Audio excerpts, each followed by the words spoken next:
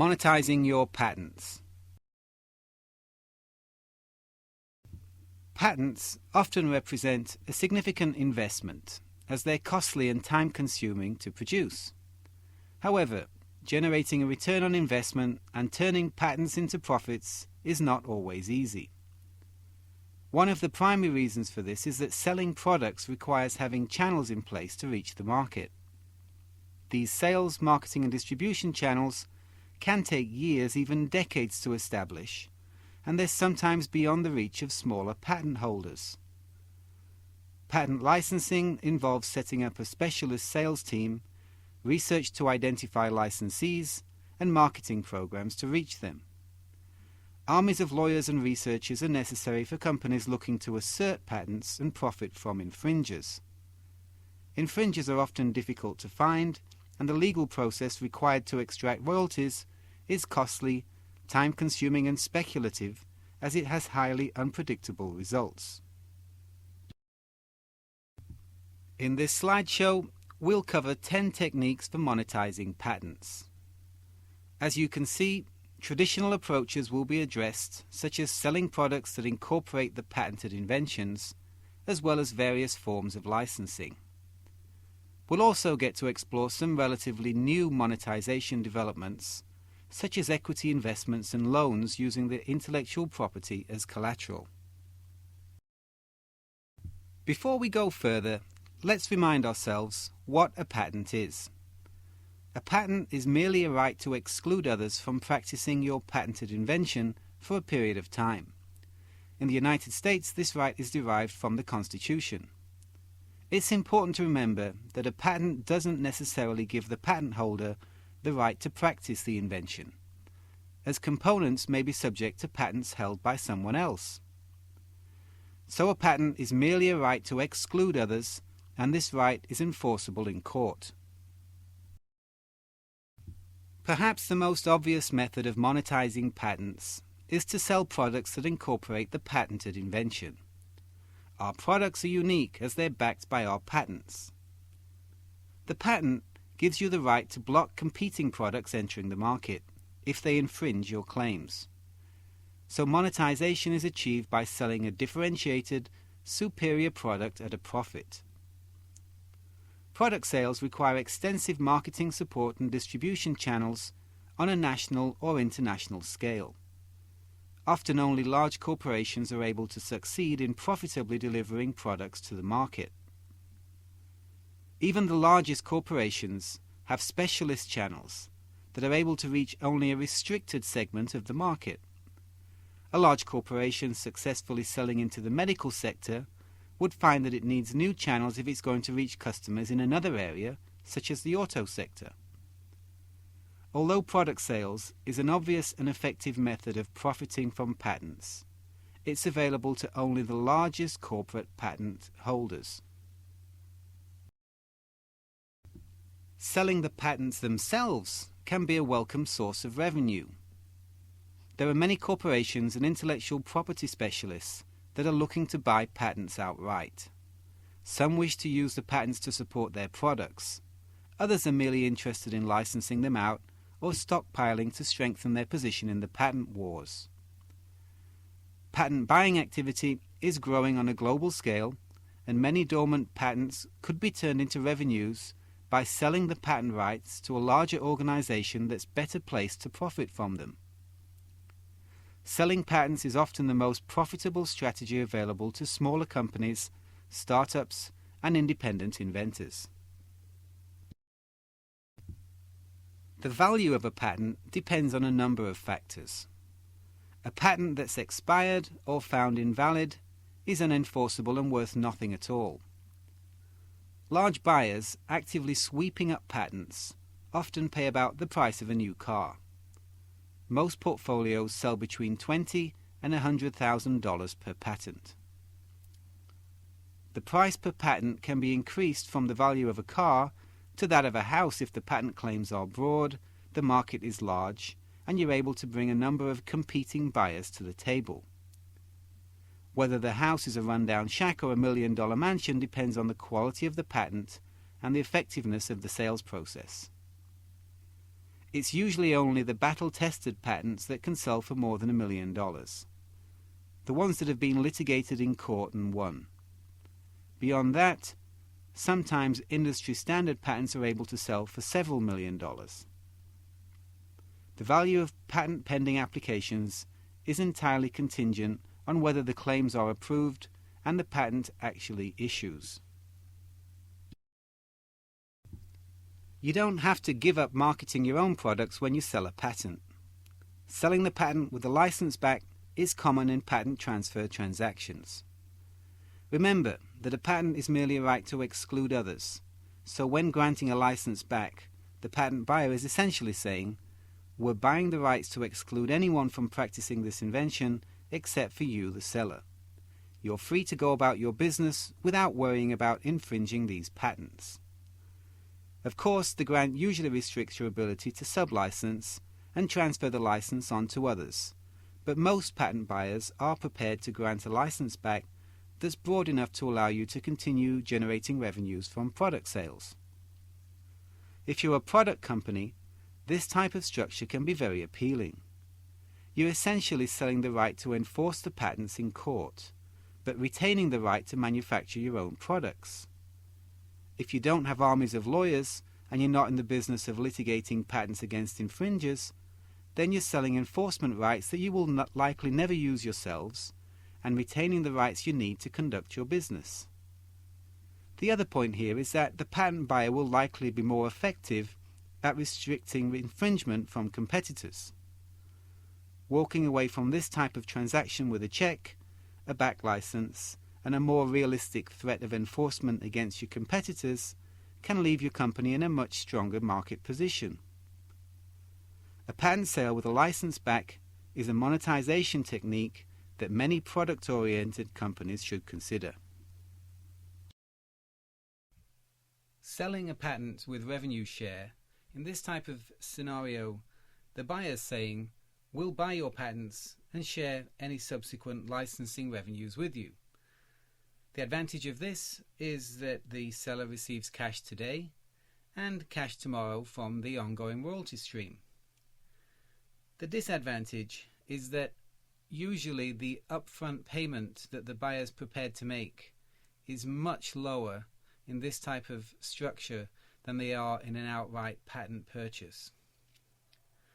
The other issue is that often the buyers are acquiring the patents to put them into large pools with hundreds or potentially thousands of other patents, and calculating the royalties that are generated by any individual patent is very difficult and often impossible. The transaction involves the sale of the patent with a patent purchase agreement and a revenue sharing agreement attached to it that defines what royalties are to be paid, when and how the revenues are to be reported to the seller. Good candidates for these types of transactions are operating companies that are divesting of large portfolios of infringed patents. If the portfolio is small or there are very few patents involved, it's very difficult to negotiate a patent sale with a revenue share. If the portfolio is a large one with possibly hundreds or thousands of patents and can be licensed as one portfolio, then this type of structure, selling the patent with a revenue share, is a very good option. There are a number of law firms and licensing organizations prepared to buy enforcement rights to patents without taking full title. Their business model is usually to sell licenses to potential infringers. These firms are essentially saying to patent holders, "We'll enforce the patent rights for you, we pay the costs, and you get to share the proceeds." Although the patent holder may be joined in an infringement lawsuit, they can be indemnified against resulting costs and liability. This is somewhat similar to engaging with a full-service contingency fee law firm. You keep title to the patents, but you partner with the law firm for enforcement. As it's a long-term partnership, revenue sharing is a key element of the arrangement. Upfront payments perhaps characterized as advances against licensing revenues, can be negotiable. Licensing your patents doesn't have to be a threatening or adversarial activity. Friendly licensing is the theme for many large corporations, universities and research labs. IBM is reputed to generate more than $1 billion a year from outbound licensing.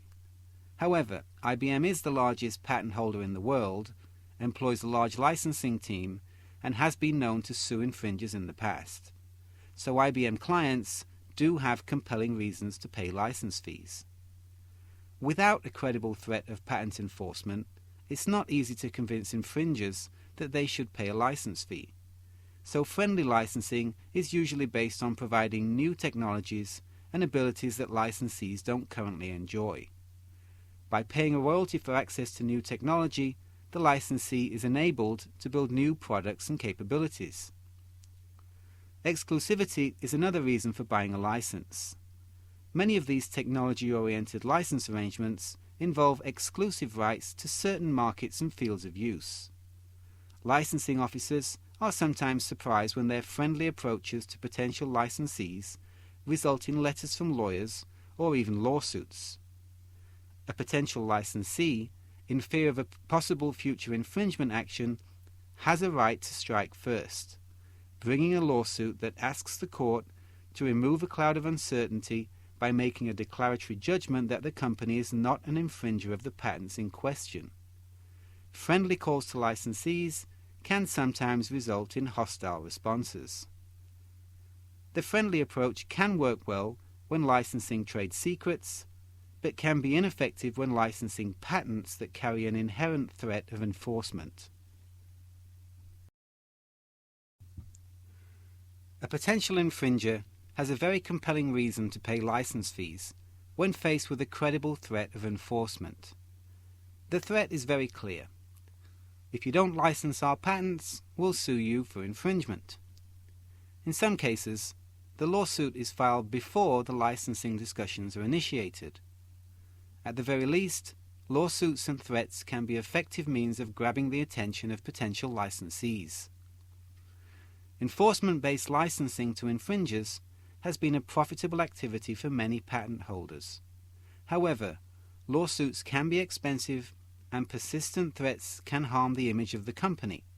So this type of activity is practiced by specialist licensing firms and smaller corporations with little to lose. Of course, the threat of enforcement doesn't have to be explicit to be effective. A patent is a right to enforce. So the threat of enforcement is implicit in any patent licensing discussion. The question for a potential licensee is whether the patent holder is capable of enforcement. If the patent holder has armies of lawyers and deep pockets, then the implied threat can be very real. If the patent holder is an individual inventor or a small startup lacking the resources to launch a legal assault, or has no intention of asserting the rights in court, then the threat is not very convincing. Potential licensees are sometimes confused about whether the patent holder is friend or foe. If a threat is perceived, they always have the right to bring a lawsuit for declaratory judgment. Alternatively, if the threat is perceived but not offensive, the company may be easily persuaded to negotiate a license fee. New funds are being formed to invest in startups and later-stage corporations with strong patent portfolios. Some of these funds are operated by firms in the patent licensing business. As a condition for providing funding, the investor usually gains some access to the company's intellectual property. They may be characterized as saying, "We'll invest in your company if we can partner with you to enforce your patents." Startups are often stifled by a lack of funding and the inability to enforce their patents against infringers. For many small patent holders, the combination of funding with a patent licensing capability is very appealing. The funding allows the company to accelerate its business. The enforcement partnership helps prevent infringement by competitors and allows the company to share in the profits from licensing of its intellectual property. In addition to equity-based investments, some lenders are starting to provide debt financing to companies using patents as collateral. The lending process involves valuation of the patents by an independent accounting firm. Lenders will advance funds to the company up to a percentage of the value of the patents. This obviously encumbers the patents, but can provide a welcome source of finance, and IP-backed loans are an emerging option for large corporations with good credit ratings and strong portfolios of patents. Although monetizing patents is not always quick and easy, from product sales to patent sales, licensing and investments, there are an increasing number of options available to patent holders large and small. For more information and advice on which strategy is best for you, contact Tynax, the Technology Trading Exchange.